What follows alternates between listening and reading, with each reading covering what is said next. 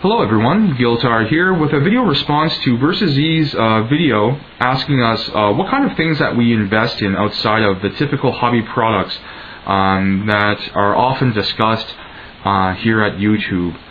And for me, outside of model kits and toys, the number one thing I invest in is cooking.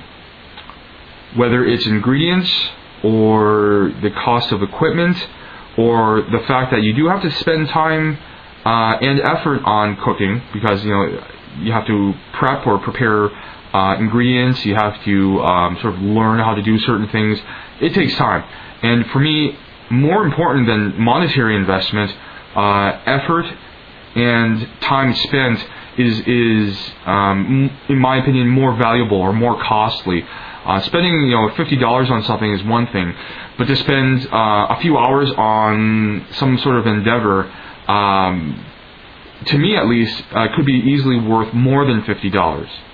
And I know that's probably strange to a lot of people out there, but if you work in any type of job environment where you're dealing with large sums of money because of big business, you'll come to understand that time is definitely worth money. And often time it's not like a dollar for dollar type of deal. Time itself is worth a lot of money under certain circumstances. But anyways, getting back to this topic, yes, cooking. It's something that I love. There's no other way to describe it for me. I love it. I enjoy it immensely. And ironically, it's something that I was not always interested in, despite having a former chef for a father and a very proficient cook, self-taught cook from a mother. I basically come from a lineage that should have pushed me towards a cooking path earlier on in my life, but it didn't turn out that way. Now, to give you a little more information, my father was a chef for a few decades before retiring. He worked in various restaurants across the world. He spent some time on a cruise ship as a chef as well. And so he has quite a varied background in cooking on a professional level. And despite that, as a child, as a teenager, I really didn't have much interest at all in cooking. And it wasn't until university that I developed an interest in cooking. When I had to start cooking for myself in order to try to save more money, rather than spending more money on like prepared foods or takeout, for example. When I started cooking for myself on a regular basis, on a more serious basis, I developed a great interest in cooking. I cultivated an appreciation for cooking, and I had sort of a moment of a eureka moment, I suppose, where I just looked back upon some of the previous experiences during my life spent with my mother and father, and just not really observing their cooking, but just being around them when they cooked. All of a sudden, it was just like something clicked into place, and I just realized, like, wow, what have I missed out on, during the past, 15, 16 years of my life, when my parents were cooking around me all the time, and this was during college. So I was like, wow, it's such a shame that I missed out on all that, but, at that point it was just, I was on fire, I felt, not literally, but, it was just like I was engulfed in this sort of, interest, this great passion in cooking, and that's lasted until now, several years later after, the initial sort of journey into university. I'm still a great lover of cooking. I cook every day for myself, for others. I'm always trying to find and explore new things in cooking. One of the great things I love about cooking is that you can make so many variations of the same dish. The possibilities seem to be endless.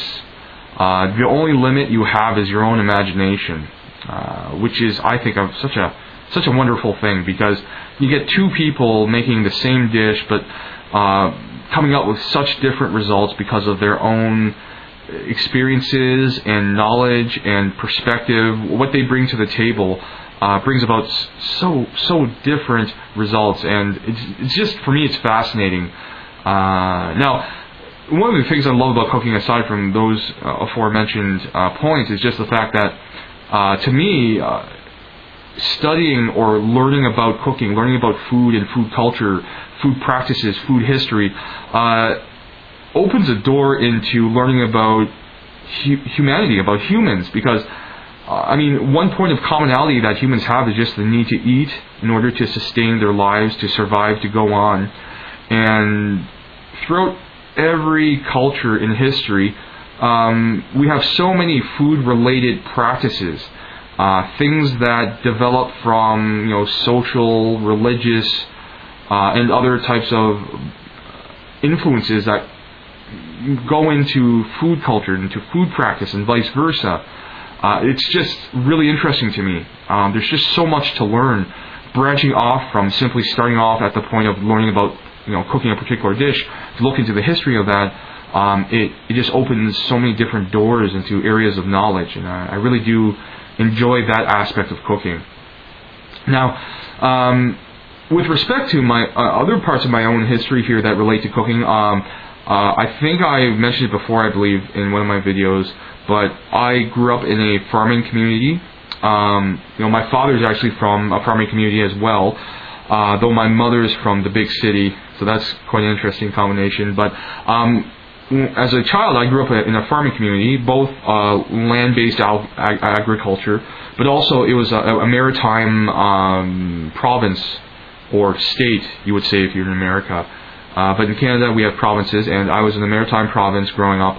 And so we had both fishing and land farming, and I always had access to the freshest food available. And I didn't, the thing is I didn't appreciate it. Once again, I didn't appreciate it until I was in university. And just the availability of certain foods in larger cities is fine, but the freshness, it's very hard to compare to like a smaller locale where you have access to farms that are nearby, with like farmers markets where farmers only have to travel maybe half an hour at most to get to the city. You get some really, really great fresh product. So that aspect of my own background also plays a role in my sort of appreciation for food as well, because it's not just about the act of cooking and the process and methods, but it's also appreciation for the ingredients. Good food doesn't have to come from the best technique, doesn't have to come from the best types of ingredients in the world, but really good food, good cooking really stems from just having the best fresh local ingredients, things that don't have to travel hundreds of miles to get to your table, things that someone grows in their backyard garden. If it comes from good stock, it's good ingredients for sure. So that's something else I also appreciated, because it's very difficult to find good seafood in a larger city, especially if one that is landlocked. If you do find good seafood, it's very expensive these days, especially. And even in my home city, where people fish, it's expensive there. So I can only imagine what the prices are like right now in a larger city, just because I don't often buy fresh seafood in larger cities, because again, they're just really expensive. So I wait until I get back to my home city. So yeah, that's what I invest in outside of my hobby product interests. It's all about cooking for me. And yeah, it's something I think that ties into also my sort of creative drive as a person who's has an artistic side, artistic aspirations. Cooking itself is also something that plays into that interest of mine. Just the ability to create, to come up with variations. Again, the only limit is my own imagination. So it sounds funny to say it, but it's a very powerful thing if you understand what can be achieved through the exploration of cooking. So yeah, that's my response. I hope you guys enjoyed it and got something out of it. As usual, thank you very much for watching, and I'll see you guys next time.